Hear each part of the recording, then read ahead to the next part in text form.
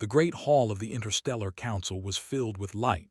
Hundreds of species sat in their seats, talking and laughing. They came from every corner of the galaxy.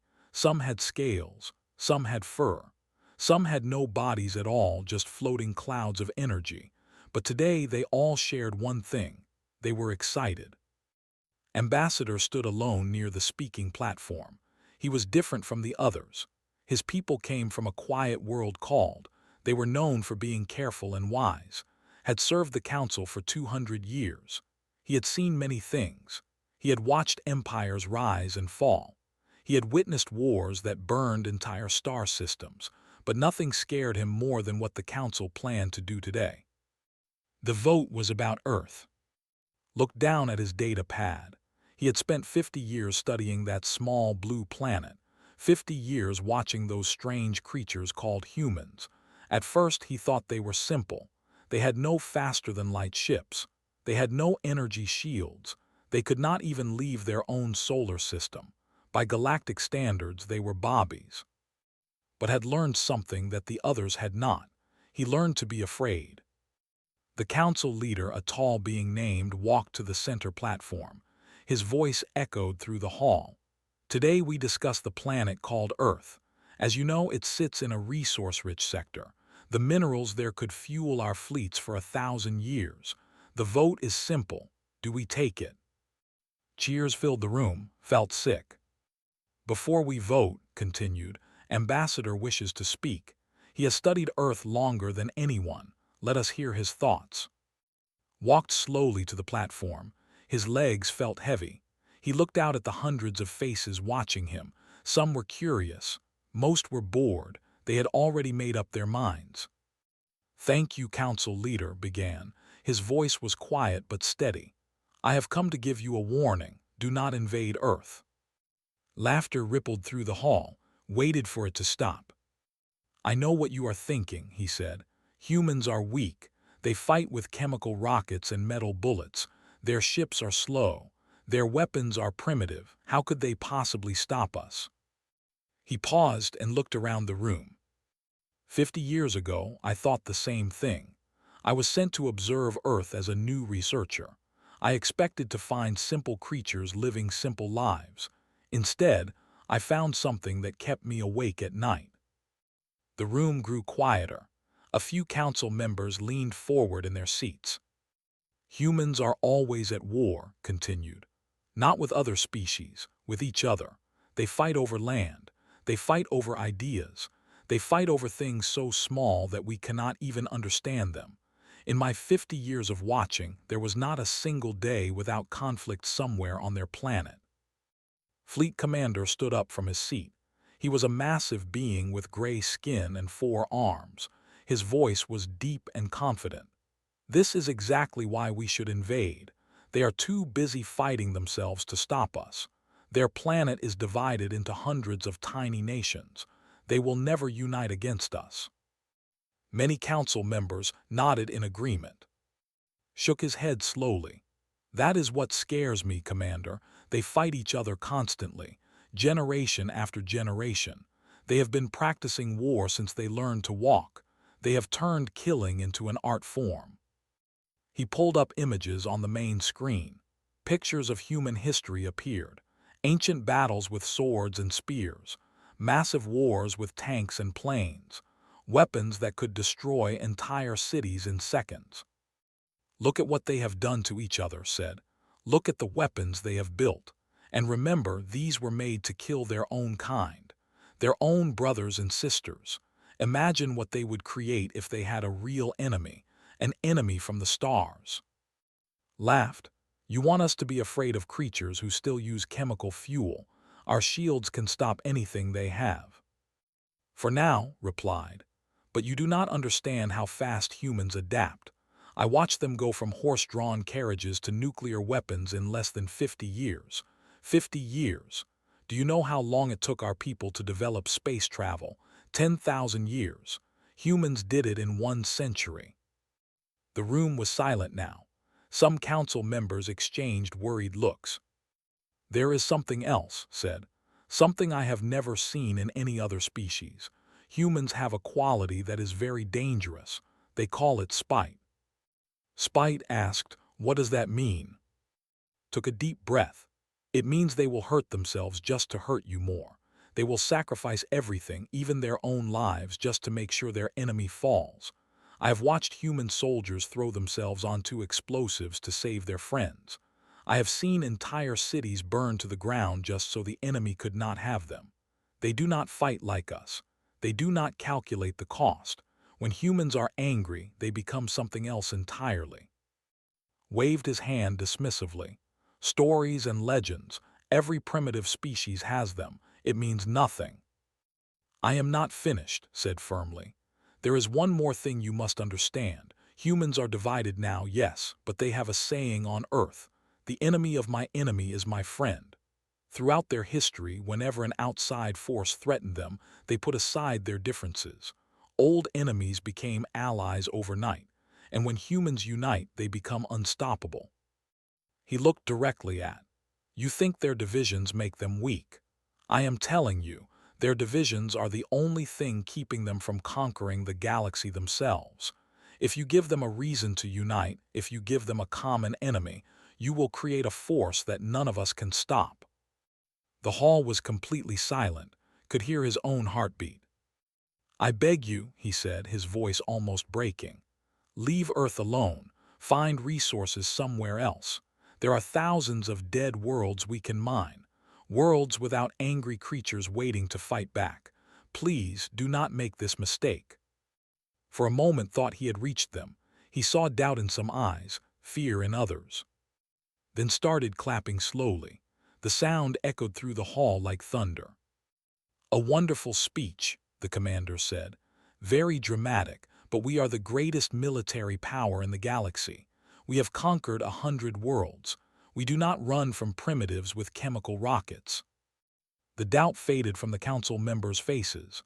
Pride replaced fear. Nodded. "Thank you for your concerns, Ambassador. They have been noted. Now let us vote." One by one, the council members raised their hands. The vote was unanimous. Earth would be invaded. Stood alone as the hall emptied. The lights dimmed around him. He thought about the humans he had watched for so long, the mothers who protected their children, the soldiers who never gave up, the scientists who dreamed of the stars. "I am sorry," he whispered to the empty room. "I tried to save them. I tried to save us all." He walked slowly to the door, his heart heavy with grief. Not for Earth. Earth would fight. His grief was for the galaxy, because knew something that no one else believed. The humans were going to win. 3 days passed since the vote. The shipyards of the Galactic Council had never been busier. Massive warships hummed with energy as engineers prepared them for the journey to Earth. Soldiers from 20 different species loaded weapons and supplies. The excitement in the air was so thick you could taste it. Fleet Commander stood on the observation deck of his flagship, the Iron Will. It was the largest warship ever built, 2 kilometers long, enough weapons to crack a planet in half. Looking at it made smile. This invasion would be easy. Earth would fall in days, maybe hours. His name would be remembered forever. His second-in-command, a young officer named Minyu, walked up beside him. Minyu was smart and loyal, but sometimes he asked too many questions. "Commander," Minyu said carefully, "I read Ambassador's report again. Some of his points were interesting." Did not turn around. "Are you scared of primitives, Minyu?" "No, sir. But the data about human adaptation rates is unusual. They really did develop nuclear weapons very quickly." Finally looked at his officer. "And what did they do with those weapons? They dropped them on each other. They cannot even agree on a single government. Half of them are starving while the other half throws away food. These are the creatures you are worried about." Minyu hesitated. "The ambassador said they unite when faced with outside threats." "The ambassador is old and afraid," replied. "He has spent too many years watching screens instead of fighting wars. I have conquered 12 worlds, Minyu, 12. And every single one of them had beings who thought they were special. Every single one of them fell." He walked toward the window and pointed at the fleet assembling below. Look at that.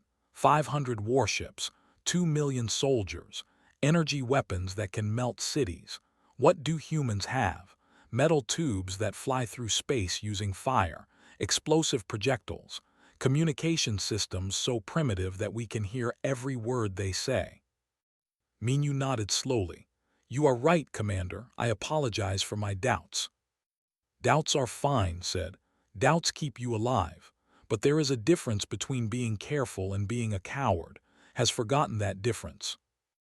Later that day, requested a private meeting with.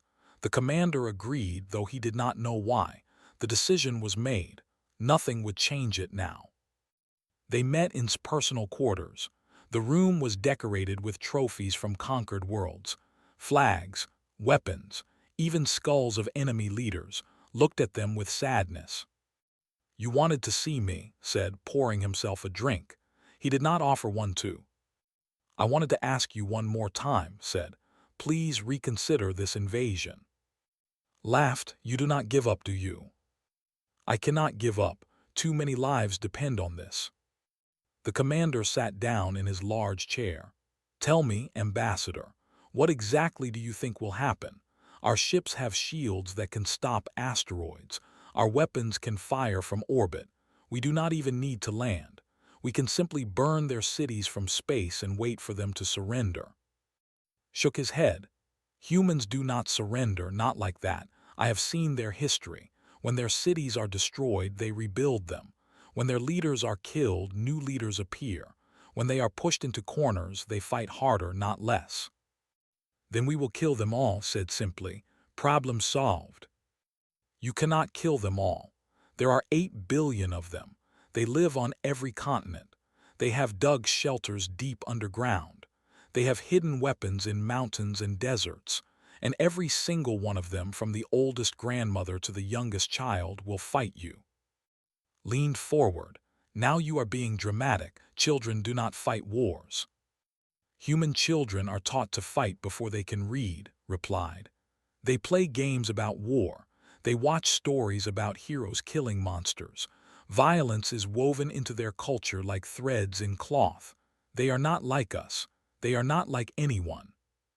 The commander finished his drink and stood up. I have heard enough. Your concerns have been noted and ignored. The fleet leaves tomorrow. You can watch from your observation post and see how wrong you are. Stood as well. His voice dropped to almost a whisper. May I tell you one more story, just one, then I will leave. Sighed, fine, one story. Thank you, closed his eyes, remembering. 70 years ago, human time, there was a great war on Earth, 2 groups of nations fighting each other. One side was losing badly. Their cities were in ruins. Their people were starving. Their enemies had surrounded them completely. Sounds familiar, muttered. The losing side had a city called Stalingrad. It was not important strategically. It was just a city by a river, but the enemy wanted it, so the humans defended it. For 5 months they fought, house by house, room by room. Sometimes they fought for a single staircase for days. The cold killed as many as the bullets. They ran out of food. They ran out of medicine, but they did not run out of will. Opened his eyes. The enemy lost 500,000 soldiers trying to take that city. 500,000, and in the end they failed. The humans held their city and pushed the enemy back all the way to their capital. That is what humans do when they are cornered. They do not break, they become harder. Was quiet for a moment, then he shrugged. An interesting story, but it changes nothing. They were fighting other humans. They knew how their enemy thought. They knew their weaknesses. They will not know ours. That is exactly what worries me, said. They will learn your weaknesses faster than you can imagine.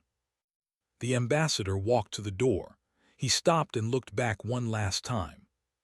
When the war begins, Commander, remember this conversation. Remember that someone tried to warn you. And when you are watching your ships fall from the sky, remember the name of the city I told you about. He left without another word. Stood alone in his quarters. For just a moment, a small seed of doubt planted itself in his mind. Then he crushed it. He was fleet commander, he had never lost. He would not lose now. The next morning the fleet departed. 500 warships jumped into hyperspace, leaving trails of light behind them. The council celebrated. Speeches were given about glory and resources. Everyone was sure that Earth would fall within a week. Only stayed silent. He watched the fleet disappear from his observation post. His hands trembled slightly as he held his data pad. On the screen was a countdown. The fleet would arrive at Earth in 6 days. His assistant, a young woman named, brought him tea. She noticed his troubled expression. "Ambassador, are you all right?" Took the tea but did not drink it. "Do you know what the humans call their planet?" She shook her head. "They call it Earth. It means dirt, ground, the stuff beneath your feet." He smiled sadly. "They named their world after something humble, something that people walk on without thinking. That tells you everything you need to know about them." "I do not understand," said. "Humans do not care about glory or pride. They care about survival. They have been surviving for millions of years. Ice ages, plagues, asteroids, each other. They are still here because they refuse to die. And tomorrow we are going to give them the greatest challenge they have ever faced." He finally took a sip of tea. It was cold now, but he did not notice. "I only hope," whispered, "that when this is over, someone is left to remember what happened." 6 days later, the fleet arrived at Earth. The blue planet hung in space like a jewel, so small, so fragile, so full of creatures who had no idea what was coming. The invasion had begun. The fleet dropped out of hyperspace behind Earth's moon. 500 warships spread out in perfect formation. From the observation deck of the Iron Will, Commander looked at the small blue planet before him. It was beautiful, he admitted. The swirls of white clouds, the deep blue oceans, the patches of green and brown land. It almost seemed like a shame to burn it. "Almost. All ships report ready," Minu announced. "Awaiting your orders, Commander."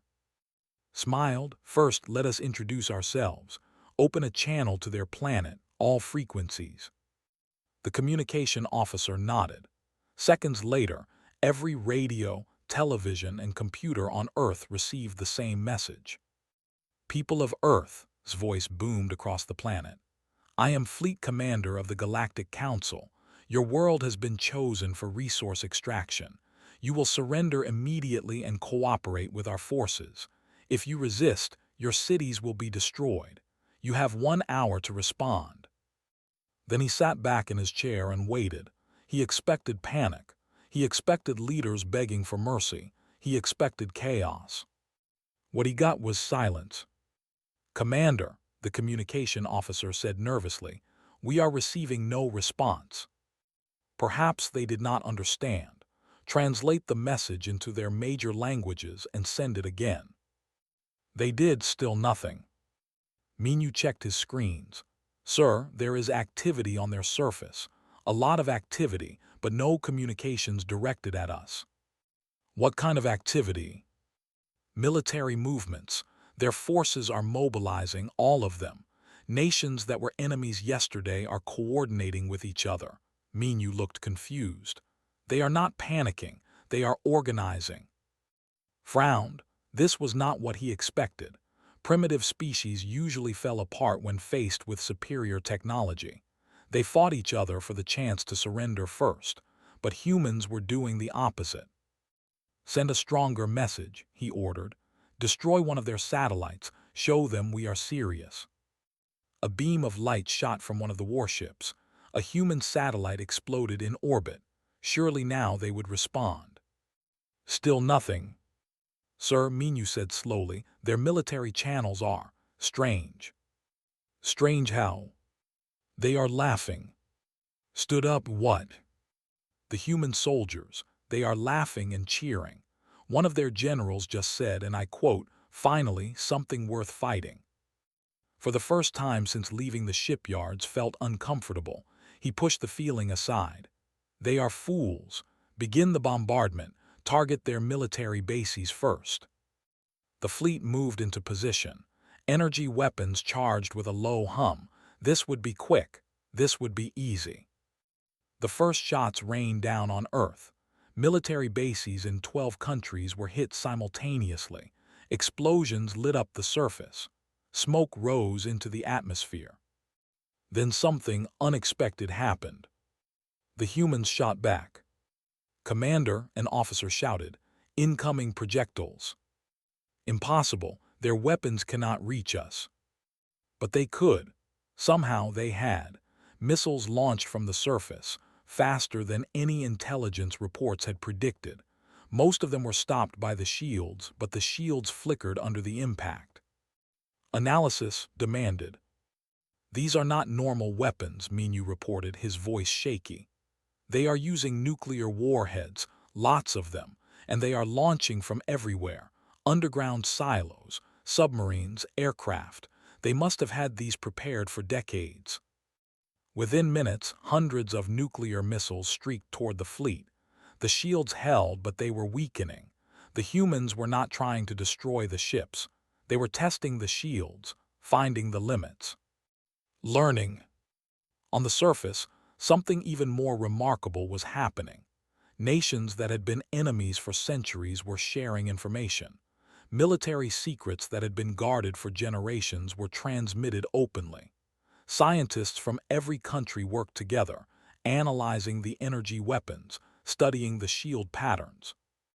In a bunker deep underground, a young Korean officer named watched the data flow across her screens. She was part of a global team now. American generals worked with Russian scientists. Chinese engineers talked with European programmers. The old hatreds did not disappear, but they were pushed aside. There would be time for politics later. "The shields have a pattern," reported to her team.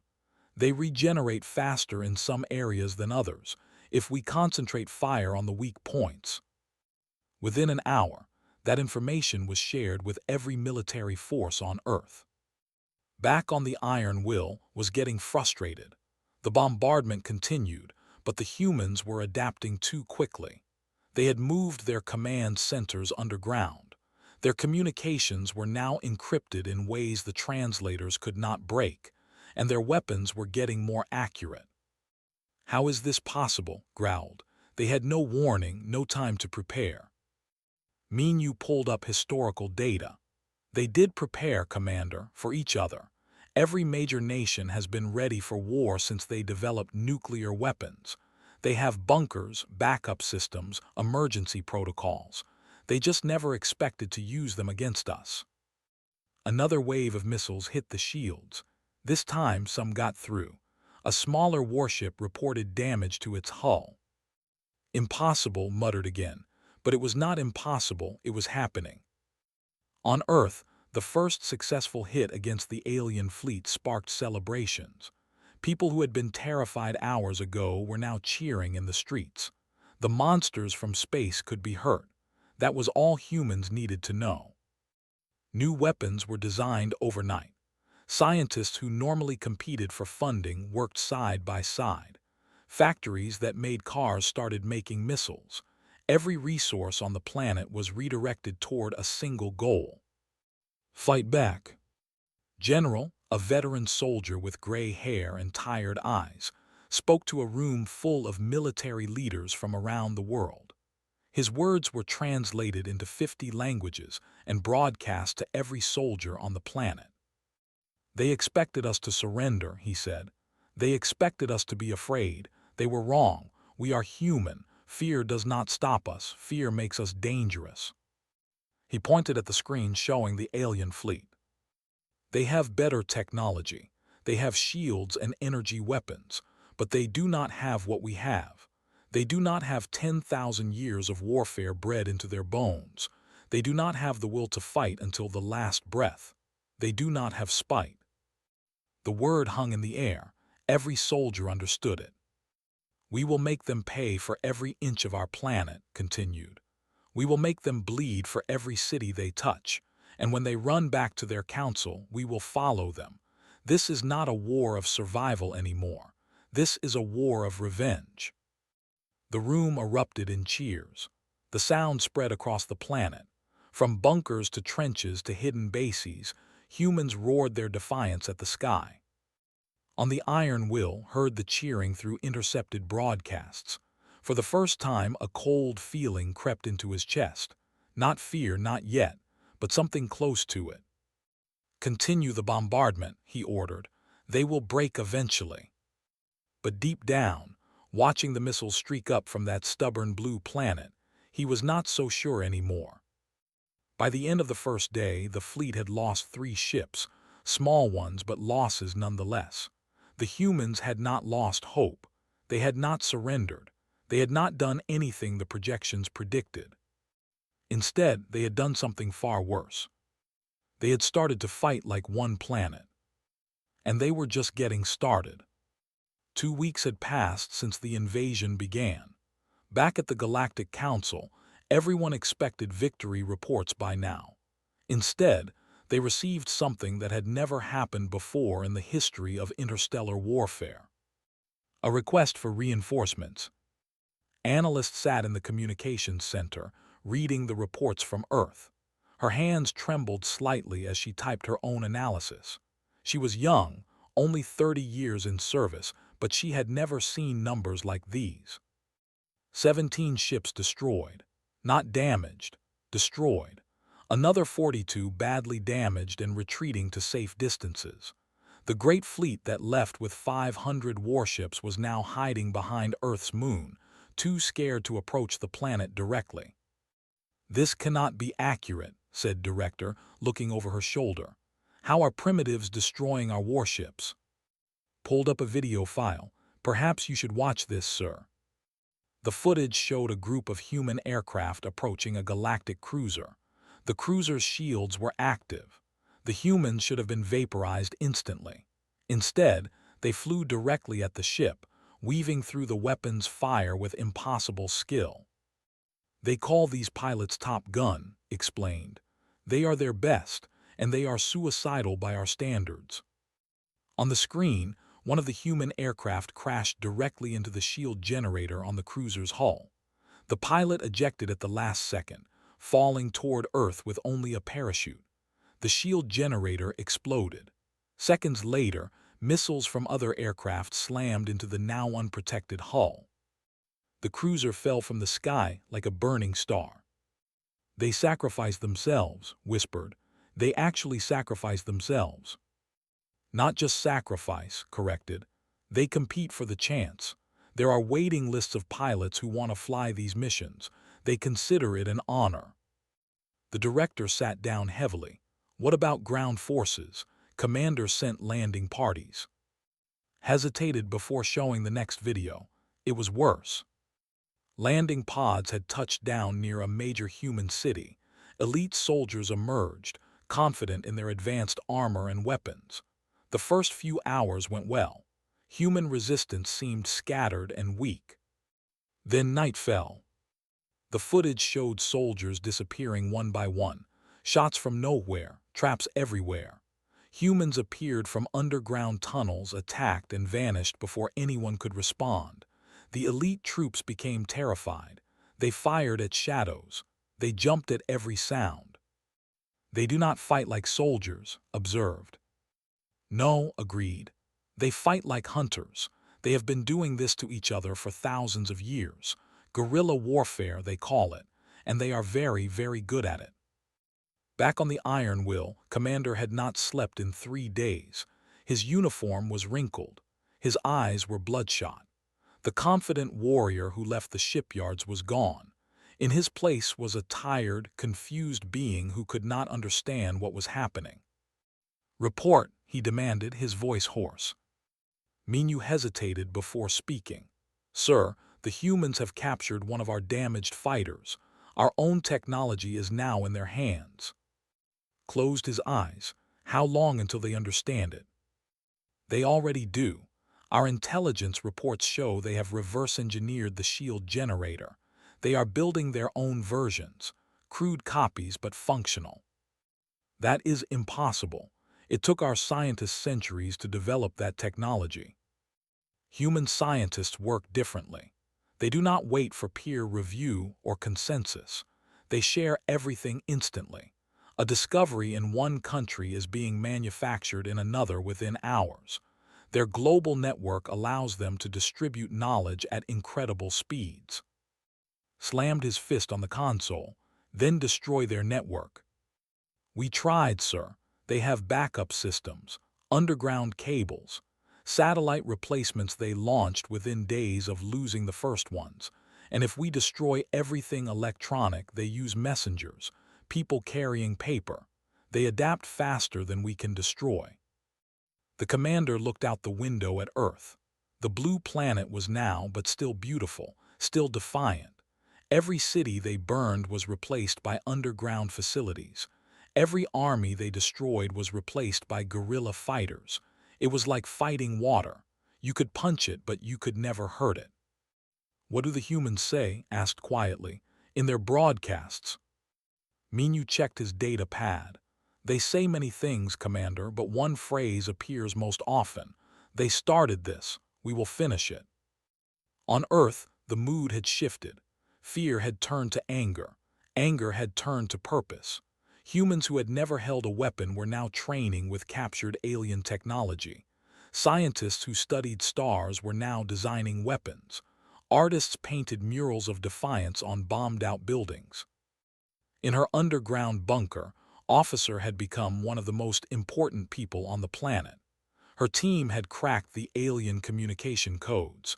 They could now hear everything the fleet said. They are scared, she reported to General. Their morale is falling. The soldiers do not want to land anymore. The commanders are fighting with each other about strategy. Nodded slowly. Good, but scared enemies are dangerous enemies. What else? They are calling for reinforcements, more ships, more soldiers. Paused. And they have mentioned something called orbital bombardment protocol. Which means they want to destroy our planet completely. Just burn everything from orbit and harvest the resources from the ashes. The room went silent. Everyone knew this was a possibility, but hearing it confirmed made it real. His expression did not change. Then we need to give them a reason not to do that. We need to make the cost too high. How do we threaten ships in orbit? The old general smiled grimly. We do not threaten them there. We threaten them at home. Within days, the plan was in motion. Human engineers worked around the clock. The crashed alien ships were stripped for parts. The captured technology was integrated with human systems. And slowly, impossibly, humans began building their own spacecraft. They were not beautiful ships. They were ugly, patched together from alien and human technology. They looked like something a child might build from scraps, but they worked. The first human attack on an orbiting warship came without warning. 20 small craft, barely larger than fighter jets, streaked up from the atmosphere. The aliens detected them too late. Shields activated, but the human pilots had studied the patterns. They knew where to hit. 3 more warships fell that day. On the Iron Will, panic was setting in. Officers whispered in corridors. Soldiers refused deployment orders. The great fleet that was supposed to conquer Earth was now fighting for survival. Stared at the latest casualty reports. 53 ships destroyed, 97 damaged, and the humans were getting stronger every day. Sir, Minyu said carefully, perhaps we should consider withdrawal. Did not respond at first. His mind was far away, remembering a conversation in his quarters. A warning from an old ambassador. A story about a city by a river. What was the name? He whispered. Sir. The city in story. What was the name? Minyu checked his records. Stalingrad, Commander. Nodded slowly. The cold feeling in his chest had grown. It was fear now, real fear, the kind he had never felt before. Begin the withdrawal, he ordered. His voice was empty, defeated. We are leaving. The Council will not be pleased. The Council can come here and fight these creatures themselves. Looked out at Earth one last time. The blue planet that had humiliated the greatest fleet in the galaxy. "Tell them I was wrong," he said. "Tell them was right, and tell them to start building defenses, because the humans are not going to stop at winning." "What do you mean, Commander?" Turned away from the window. His eyes were haunted by something he had seen in the human broadcasts, not just determination, not just anger. Hunger. "I mean they are going to follow us, and nothing in the galaxy is ready for what is coming." The great hall of the Interstellar Council was silent. There was no laughter today, no excited chatter about resources and conquest. The hundreds of species sat in their seats, staring at the empty speaking platform, waiting, dreading. Ambassador stood in his usual place near the back. He had not moved from this spot since the fleet departed. For weeks he had received reports. First they were confident, then confused, then desperate, and finally nothing but silence and requests for help that never came. Now the fleet was coming home. Council leader walked slowly to the platform. He looked older than before. The confidence in his voice was gone. "The fleet has arrived," he announced. "Commander requests permission to address the council." No one objected, no one spoke at all. The doors of the great hall opened. Walked in alone.